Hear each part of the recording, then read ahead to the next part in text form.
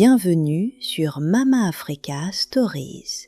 Dans les profondeurs d'un quartier vibrant d'une grande ville africaine, là où le bruit des moteurs se mêle aux cris des marchandes et où la poussière danse sous un soleil implacable, une histoire bouleversante a pris racine.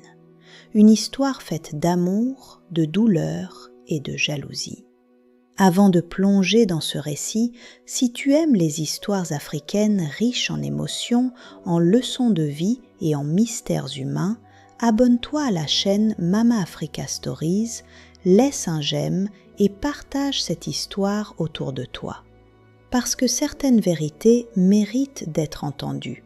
Écoute bien, car ce que tu vas entendre maintenant vient du cœur même de cette vieille femme qui a tout vu. Elle disait souvent « Dans ce quartier animé où la vie ne s'arrête jamais, vivait une jeune femme nommée Aminata. Son destin n'avait rien d'un conte heureux. Dès son plus jeune âge, elle avait connu la perte et le manque. Orpheline depuis l'âge de 8 ans, elle avait été recueillie par sa tante maternelle, une femme discrète, couturière de métier, qui se battaient chaque jour pour survivre dignement. Dans leur petite maison en ciment brut, fragile face aux pluies de saison, chaque journée était un combat. Pourtant, malgré la pauvreté, une chose brillait plus fort que tout, la chaleur du cœur et la dignité. La tante d'Aminata lui répétait souvent, avec une voix remplie de sagesse, « Ma fille, dans ce monde, on peut tout perdre, sauf son respect et sa dignité. C'est cela qui te rendra forte, ne laisse jamais personne te l'arracher. » Et Aminata, encore enfant, levait les yeux vers elle et demandait avec innocence, « Mais comment savoir que je suis assez forte, grand-mère ?» Et la vieille femme lui répondait avec douceur, « En croyant en toi, ta valeur ne dépend pas de ce que tu possèdes, mais de ce que tu es à l'intérieur. Et cela, personne ne pourra jamais te l'enlever. » Ces mots se sont gravés dans le cœur d'Aminata, comme une lumière dans l'obscurité. Elle grandit ainsi, douce, respectueuse, toujours prête à aider les autres. Même lorsque la vie la blessait en silence, elle continuait de sourire. Mais derrière ce sourire fragile se cachait une peur profonde, celle de ne jamais être choisie, de ne jamais être vraiment aimée dans une société où le nom, l'origine et la richesse décidaient souvent du destin des gens. Et puis, le destin fit entrer Karim dans sa vie. Tout commença de façon simple, presque insignifiante. Karim, un jeune commerçant respecté du quartier, était venu chez la tante d'Aminata pour faire réparer un vêtement. Travailleur, sérieux et apprécié de tous, il portait l'image d'un homme prometteur. Ce jour-là, alors qu'il attendait, son regard fut attiré par une scène banale mais touchante. Aminata, assise sous un manguier, aidait une petite fille à apprendre à lire. Elle souriait doucement, avec une simplicité qui semblait illuminer l'air autour d'elle. Ce n'était pas un éclat forcé, ni un rire bruyant. C'était quelque chose de pur, de sincère, et Karim en fut profondément touché. Sans vraiment comprendre pourquoi, il revint. D'abord pour récupérer ses vêtements, puis pour parler, puis simplement pour la voir. Peu à peu, leurs échanges se transformèrent en conversations longues et naturelles. Ils parlaient du quotidien, de leurs rêves, de leurs espoirs. Karim découvrait une jeune femme intelligente, réfléchie, bien plus profonde que ce que son âge laissait penser. Aminata, elle, découvrait un homme différent des autres, un homme qui ne cherchait pas à impressionner, mais à comprendre. Un soir, Dans une atmosphère calme, Karim lui dit avec sincérité « Tu es belle ce soir ». Aminata répondit doucement « Et toi aussi, je suis heureuse d'être ici avec toi ». Karim ajouta « Chaque moment passé avec toi me semble précieux ». Et elle murmura « Je ressens la même chose ». Ainsi naquit leur histoire. Pas dans le bruit ni dans la précipitation, mais dans la douceur et la patience. Leur amour grandissait lentement, comme une graine enfouie sous la terre, invisible mais profondément enracinée. Puis vint le jour où Karim décida de parler à sa mère. Lorsqu'il annonça son intention d'épouser Aminata, l'atmosphère de la maison changea immédiatement. Sa mère, Salimata, était une femme fière et respectée. Veuve depuis de nombreuses années, elle avait élevé son fils seule, en sacrifiant tout pour lui offrir une éducation solide et une place honorable dans la société. Elle avait des ambitions claires pour lui. Elle rêvait d'une belle fille issue d'une famille influente, capable de renforcer leur statut social et d'apporter prestige et respectabilité. Une femme capable de briller dans les cercles importants, pas une jeune fille sans famille ni fortune. Quand Karim prononça le nom d'Aminata, un silence lourd tomba dans la pièce. Puis Salimata demanda froidement « Elle vient de quelle famille? Qui sont ses parents ?» Karim répondit calmement « Elle n'a plus de parents, mais elle a un cœur pur. » Ces mots ne touchèrent pas Salimata. Pour elle, le cœur ne remplaçait ni l'héritage ni le statut. Mais Karim, lui, était décidé. Il choisit l'amour. Le mariage fut célébré simplement, mais dans la joie. Les voisins étaient présents, les tambours résonnaient, les danses animaient la cour et les enfants couraient entre les invités. Aminata, dans sa robe modeste, rayonnait malgré tout. Et Karim ne quittait pas son regard. Mais derrière les sourires et les chants, des murmures circulaient déjà. « Elle n'a pas de famille. Ce mariage ne durera pas. Salimata mérite mieux. » Au milieu de ces chuchotements, Salimata restait droite, élégante, mais son regard ne trahissait aucune joie. Après le mariage, Aminata entra dans la grande maison familiale. Une maison spacieuse, avec une cour intérieure et plusieurs pièces. Pourtant, malgré l'espace, elle se sentit rapidement enfermée dans une atmosphère lourde, invisible mais pesante. Les premiers jours furent silencieux, trop silencieux. Salimata observait tout. Elle regardait la manière dont Aminata rangeait, dont elle servait les repas, dont elle parlait à son mari. Puis vinrent les critiques, d'abord subtiles, puis de plus en plus froides. « Ce n'est pas comme ça qu'on nettoie. Dans quelle famille as-tu appris à cuisiner ? Une femme digne doit être mieux organisée. » Aminata, elle, répondait toujours avec calme, sans jamais élever la voix. La vieille femme poursuivait son récit, et sa voix semblait devenir plus lourde, comme si chaque mot portait un souvenir douloureux. Dans cette maison où Aminata essayait tant bien que mal de trouver sa place, elle faisait preuve d'une patience infinie. Même face aux remarques, même face aux regards froids, elle répondait toujours avec douceur. Elle disait souvent avec respect « Je vais faire mieux, maman ». Elle appelait Salimata « maman » non par naïveté, mais par respect profond, comme on lui avait appris à honorer les aînés. Mais ce mot, au lieu d'adoucir le cœur de Salimata, semblait au contraire raviver quelque chose de dur en elle. Il l'irritait, comme une présence qu'elle n'avait jamais acceptée. Car en réalité, ce qui blessait Salimata n'était pas la pauvreté d'Aminata. ce n'était ni son passé, ni son origine. Non, ce qui la rongeait profondément, c'était l'amour visible, presque éclatant, entre son fils Karim et cette jeune femme. Depuis qu'Aminata était entrée dans la vie de Karim, tout avait changé. Il souriait davantage, il rentrait plus tôt à la maison.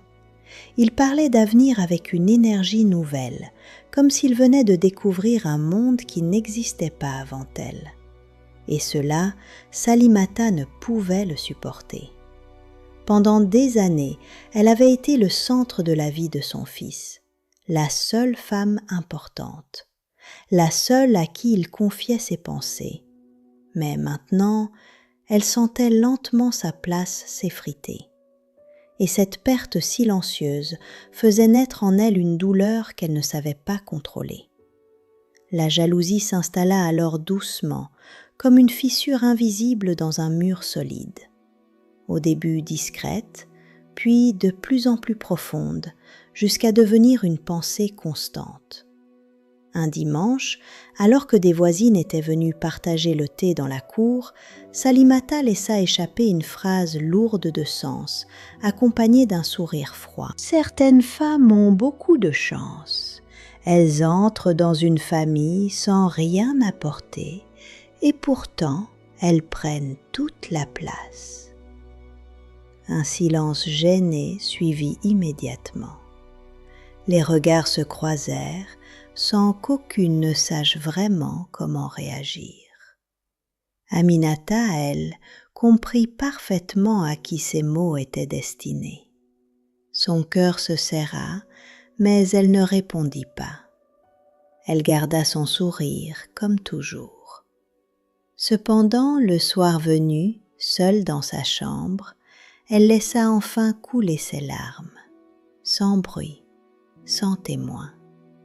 Elle ne voulait pas inquiéter Karim. Elle se disait que le temps, l'amour et la patience finiraient par adoucir le cœur de sa belle-mère. Mais elle ignorait encore une vérité terrible. Certaines blessures ne guérissent pas. Elles se transforment en poison silencieux. Quelques mois après le mariage, un changement important survint dans la vie d'Aminata. Son corps commença à lui envoyer des signes étranges, une fatigue persistante, une sensibilité nouvelle, des sensations qu'elle ne comprenait pas totalement. Un matin, guidée par une intuition, elle se rendit discrètement dans une petite clinique du quartier. Elle attendit longuement, le cœur battant, sans savoir exactement ce qu'elle espérait entendre. Puis le résultat tomba. Et à cet instant précis, tout changea. Elle était enceinte. Ses mains tremblèrent immédiatement. Ses yeux se remplirent de larmes, mais cette fois, ce n'étaient pas des larmes de douleur, c'étaient des larmes de joie. Dans son esprit, une image douce se forma instantanément. Un enfant courant dans la cour, riant, portant à la fois son sourire et celui de Karim. Un petit être, fruit de leur amour. Depuis ce jour, quelque chose de nouveau habita Aminata. Elle marchait plus lentement. Elle posait souvent sa main sur son ventre avec tendresse, comme pour protéger ce qu'elle portait. Parfois, lorsqu'elle était seule, elle murmurait des mots à son enfant à naître. Mais dans cette même maison, un autre regard changeait aussi, celui de Salimata. Derrière son visage calme, une pensée s'installait peu à peu, froide et calculée. Un enfant ne représentait pas seulement une naissance, mais une transformation totale de la famille. Cela signifiait que le lien entre Karim et Aminata deviendrait indestructible. Cela signifiait que le nom de la famille continuerait à travers elle. Et surtout, cela signifiait que son fils ne lui appartiendrait plus jamais entièrement.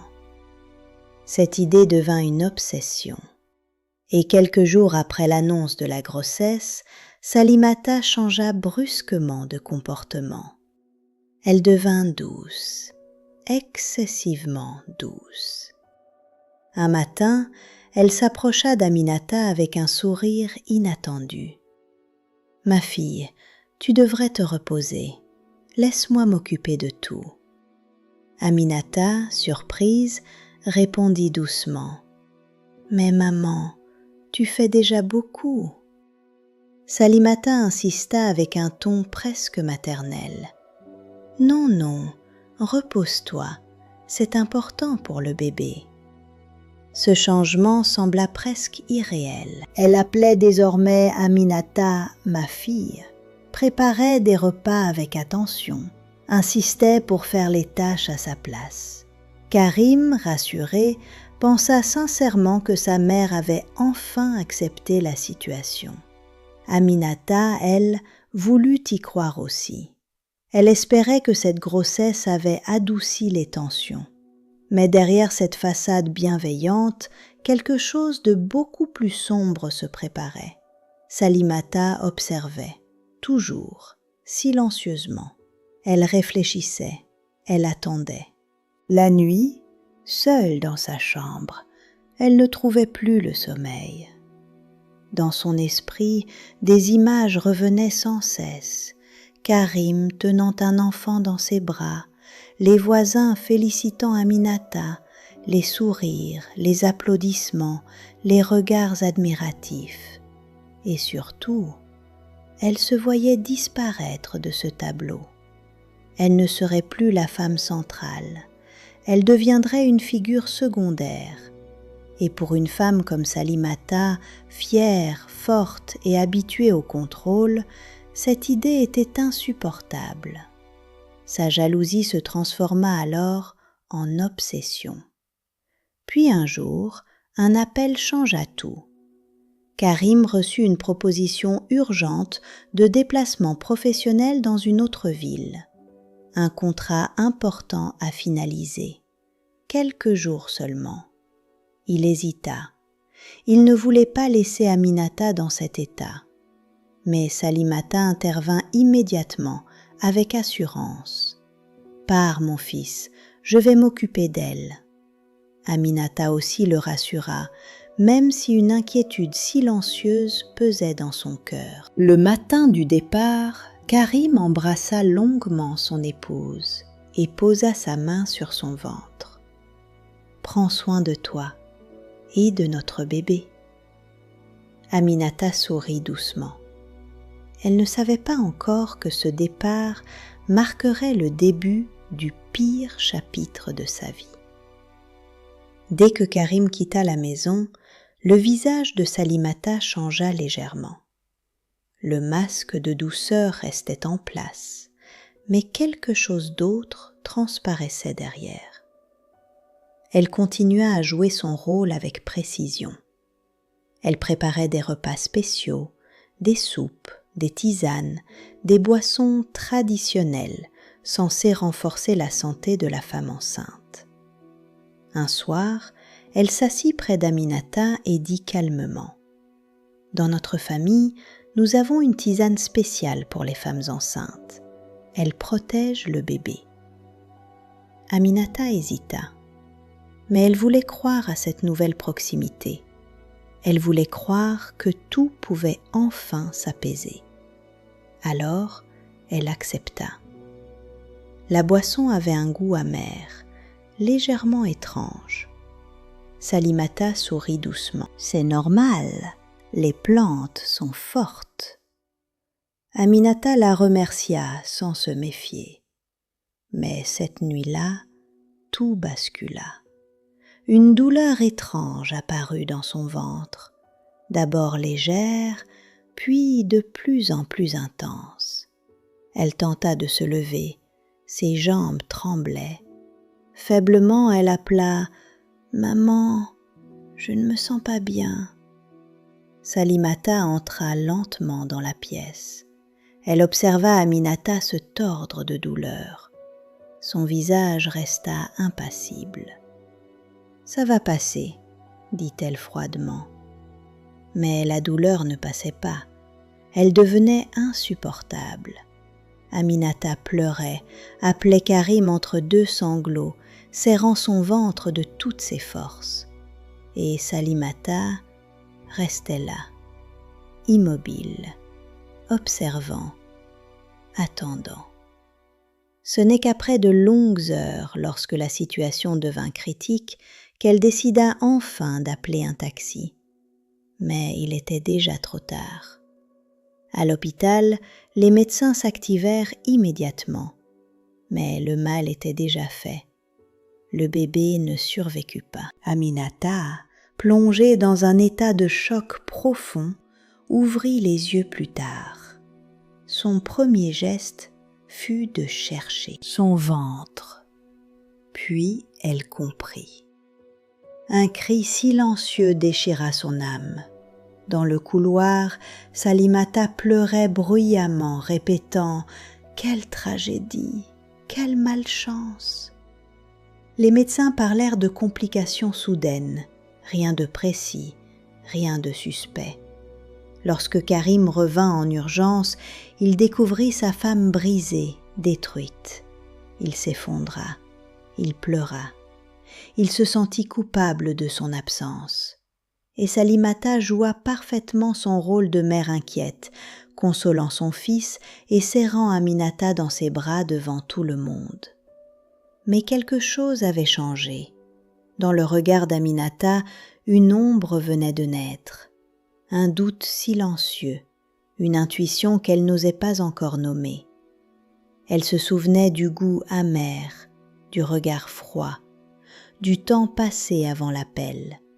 Elle ne disait rien, mais en elle, une vérité silencieuse commençait à grandir. Et dans cette maison devenue lourde, personne ne savait encore que rien ne serait plus jamais comme avant. La vieille femme marqua une pause, comme si même elle ressentait encore le poids de cette histoire. Après la perte tragique de l'enfant, la maison n'était plus qu'un espace rempli de silence et de douleurs invisibles. Aminata, affaiblie physiquement et brisée intérieurement, tentait tant bien que mal de survivre à ce vide immense. Mais ce qu'elle n'avait pas prévu, c'était que le pire ne s'arrêtait pas là, car certaines blessures ne disparaissent pas avec le temps. Elles restent et réveillent parfois quelque chose de plus profond. La nuit, Aminata se réveillait souvent en sursaut. Dans l'obscurité, elle entendait des pleurs, d'abord flous, presque imaginaires. Elle se disait que ce n'était que son esprit fatigué.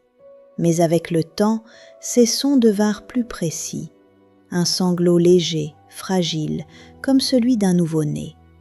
Elle se levait, ouvrait lentement la porte, inspectait la maison. Mais il n'y avait rien, seulement le silence. Pourtant, son cœur battait si fort qu'elle savait que ce n'était pas seulement un rêve. Pendant ce temps, Karim commença lui aussi à être hanté. Chaque nuit, il faisait le même cauchemar. Il voyait Aminata debout dans une pièce sombre, immobile, tenant une tasse entre ses mains. Et dans ce rêve, elle murmurait toujours les mêmes mots. « Cherche la vérité ». À chaque réveil, il se sentait perdu, troublé, incapable de comprendre ses visions. Un matin, n'en pouvant plus, il posa enfin la question à sa femme. « Est-ce qu'il s'est passé quelque chose d'étrange pendant mon absence ?» Le silence d'Aminata fut long, lourd, presque douloureux. Puis elle répondit enfin, d'une voix fragile. « Ta mère m'a donné une tisane, juste avant que les douleurs commencent. » Ces mots frappèrent Karim en plein cœur. Il connaissait sa mère, il connaissait son caractère, son orgueil, sa rigidité. Mais il refusait encore d'imaginer l'impensable. Pourtant, le doute venait de s'installer. Déterminé à comprendre, Karim commença à enquêter discrètement. Il se rendit chez une vieille voisine, une femme âgée qui observait souvent tout depuis sa fenêtre. Après un long silence hésitant, elle finit par parler. « Le jour avant ton départ, j'ai vu ta mère revenir du quartier des guérisseuses. Elle cachait quelque chose dans son sac. » Un frisson parcourut le corps de Karim. Sans perdre de temps, il fouilla la maison familiale. Dans la cuisine, dissimulé derrière des épices, il trouva un petit sachet de plantes séchées. Il le fit analyser par un pharmacien de confiance. Le verdict fut clair. Certaines de ces plantes étaient dangereuses pour une femme enceinte. Ce soir-là, le monde de Karim s'écroula. Le choc était trop lourd, trop brutal. Lorsqu'il confronta sa mère, il posa le sachet sur la table et demanda simplement « Explique-moi ». Salimata pâlit immédiatement. Elle tenta de nier. « Ce ne sont que des plantes normales. » Mais Karim, tremblant de colère, insista. « Pourquoi as-tu donné ça à ma femme ?» Le silence tomba. Un silence si profond qu'il semblait arrêter le temps. Puis, comme une digue qui cède sous la pression, la vérité éclata. Salimata cria « Je voulais te protéger, elle t'a volé à moi, elle ne mérite pas ton nom !» Ces mots tombèrent comme une gifle. Karim recula lentement. Son regard changea. Il ne reconnaissait plus la femme qui lui faisait face, et dans un souffle brisé, il prononça « Tu as détruit mon enfant !» Salimata éclata en sanglots, mais il était déjà trop tard. La vérité ne pouvait plus être effacée. Très vite, rien ne resta secret. La voisine parla, le pharmacien confirma, le quartier entier apprit. Et la femme autrefois respectée devint une femme pointée du doigt, isolée, jugée. Karim prit alors une décision douloureuse mais définitive. Il quitta la maison familiale avec Aminata. Il ne pouvait plus vivre sous le même toit que celle qui avait brisé son foyer. Salimata resta seule, pour la première fois de sa vie, véritablement seule. Les nuits devinrent un enfer silencieux. Elle entendait des pleurs, elle ressentait des présences. Parfois, elle voyait une silhouette près de la porte. Une voix semblait lui murmurer « La vérité ne meurt jamais ». Elle tenta de prier, de demander pardon, mais rien ne changeait. Car certaines conséquences ne disparaissent pas avec des mots. De son côté, Aminata, malgré sa douleur immense, refusa de sombrer dans la haine. Elle choisit de se reconstruire. Elle suivit un accompagnement médical, apprit à respirer à nouveau, à vivre malgré le vide. Et Karim resta à ses côtés, plus présent que jamais. Leur amour, bien que brisé, n'avait pas disparu. Il avait simplement changé de forme. 2 années passèrent, puis un jour, loin de cette maison chargée de douleur, Aminata tomba de nouveau enceinte. Cette fois, tout était différent, loin des tensions, loin des ombres. La grossesse se déroula dans la paix, et quelques mois plus tard, un petit garçon naquit en bonne santé. Quand Karim prit son fils dans ses bras, les larmes coulèrent sur son visage. Ce n'était pas seulement de la joie, c'était un immense soulagement. Pendant ce temps, Salimata sombrait lentement dans l'oubli. Les femmes du quartier ne venaient plus. Les regards avaient changé. Le respect avait disparu. Son nom n'était plus prononcé avec admiration. Un soir, seule dans sa cour, elle murmura d'une voix brisée : « J'ai détruit ce que je voulais protéger.